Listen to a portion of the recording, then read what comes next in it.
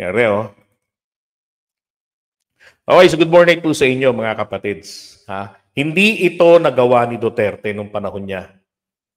Ang ginawa ni Duterte noon, after 4 years, or in his fourth year in his presidency, sa kanya lang po in-address na. Dahil he failed after he promised that he is going to eradicate, and he can eradicate corruption in just 6 months. Tapos ngayon ang sabi ni Sarah, isang araw lang yan, tapos yan. Kung gugustuhin ni PBBM. Tatay niya nga, hindi nagawa. Tapos walang naisip si Sarah kung paano gagawin yun. Anyway, ganun talaga pag may saltek. Ngayon, etong kay PBBM, sa kanyang ika-3 taon ng panunungkulan, di ba? Naglagay na siya, nakapaglagay na siya ng tamang tao sa DPWH. Hindi pa nagsisimula yung ICI, di ba? Nakapag-freeze na sila sa Court of Appeals ng 135 bank accounts, 27 insurance policies of personalities involved in anomalous flood control projects. Nalala ko yung isang video, sabi ng Pangulo natin, I am more interested in talking with the contractors. Total, meron naman palang patakaran na kapag merong proyektong natapos, meron pang 5 taon na warranty period. At kapag pasok pa sa warranty period, hahabulin ng Pangulo natin. Mamimili kayo. Sabi niya gakausapin ko sila. Wala nang kaso-kaso. Gagawin ninyo yung trabaho na yan at your expense, wala kahit sino-singko sa gobyerno.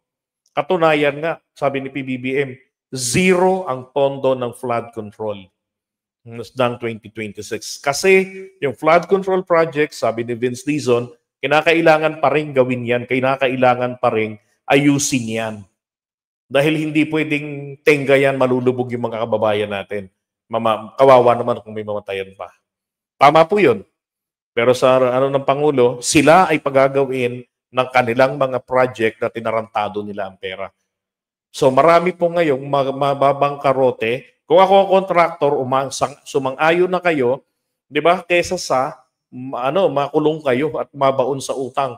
At kasi kapag hindi po nila binalikan yung mga proyektong hawak nila, na kinita na nila yung pera, ginost na nila or sinubstandard nila, makukulong po sila at magkakaroon po ng seizure and forfeiture ng mga properties nila pag napatunayan na sila. So i-freeze muna yung mga properties, including bank accounts, lahat ng mga assets nila.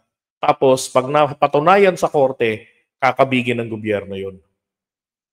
Di kawawa sila, nakakulong na habang buhay, homeless pa yung pamilyang iniwan nila. Di ba? So that's fair enough. It's a good deal.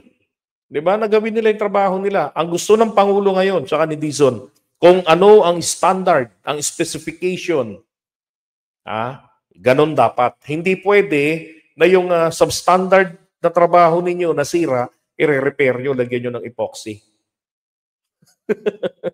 Hindi po. Gigibain nyo yun. Ang sabi, gigibain nyo yun, uulitin nyo yun, tatayunin nyo kung ano yung tamang itsura na binayaran namin sa inyo. Ayos. Di ba?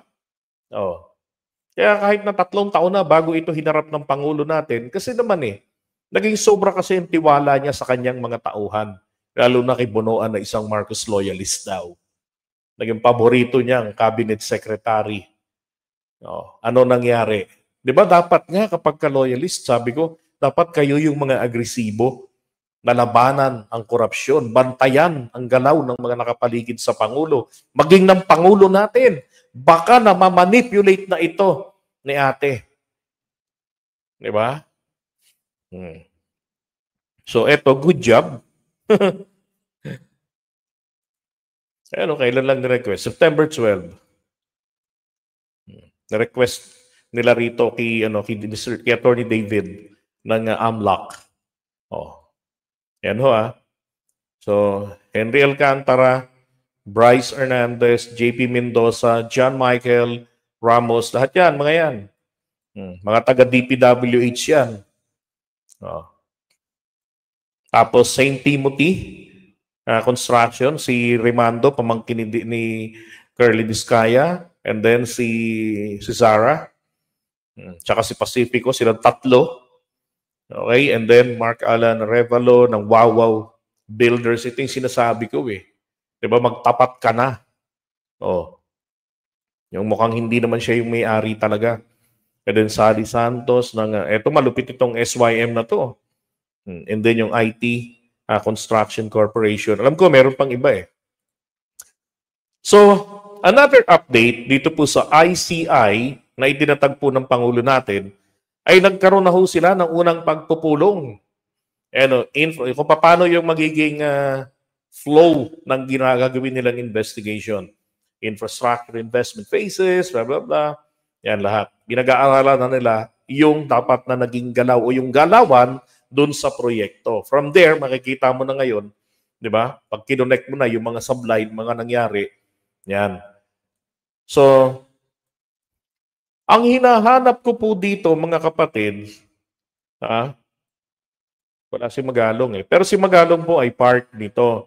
Pero special advisor po siya diyan po sa investigation because it will be illegal for him to be appointed. Labag po sa konstitusyon natin yon na i-appoint ang isang taga-LGU sa anumang posisyon.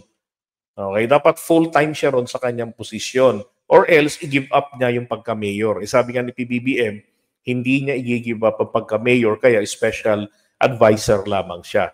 Maraming malalaman kay Magalong, malaking maitutulong. Kung ayaw nyo kay Magalong, kami ni PBBM gusto namin. Kasi nakita naman namin yung naging performance niya dati sa mga inimbestigahan niya. Nakalaban niya si Pinoy, nakalaban niya si Albayalde, bukod doon may mga nauna pa. Diba? Na dapat nga sana na-promote na siya. Colonel siya nun, magiging Brigadier General na. Hindi na nangyari. Nakulong na siya. Grabe.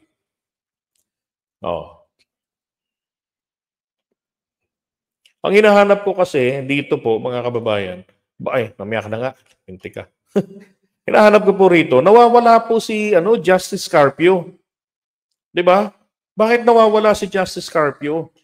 Akala ko si Justice Carpio po, and then si Bernabe Perlas, sila yung mga unang pinangalanan dyan at saka etong si Magalong bilang special advisor.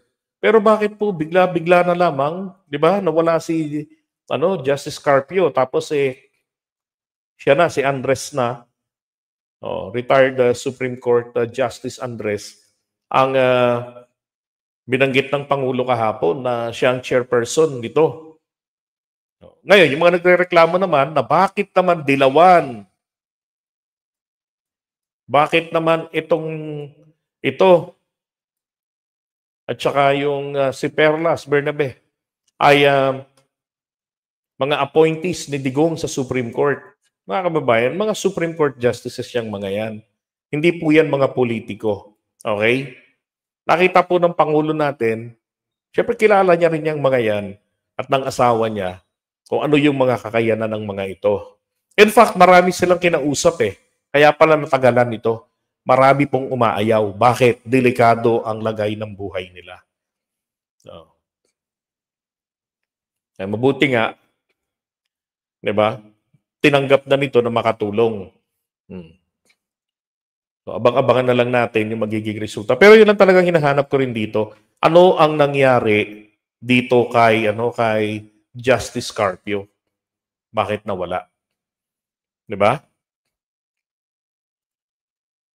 Hindi, wala talaga Wala talaga maski sa announcement ng Pangulo kahapon. Correct. Sinabi naman ng Pangulo yan Pwede naman akong makatrabaho. Di ba? Pagkatapos ng halalan, wala na yung kulay-kulay. Bakit? Whether we like it or we like it, siya ay presidente nating lahat. Dilawang ka man, di ba? kakamping ka man, kaitimang ka man, oh, 'di ba? DDS ka man, siya pa rin ang presidente mo. Di mo man kinikilala, siya pa rin ang presidente mo. Wala kang magagawa. Ang desisyon niya makakaapekto sa buhay mo. O di magpakabait ka na lang. Di ba? Ay nako. Ngayon,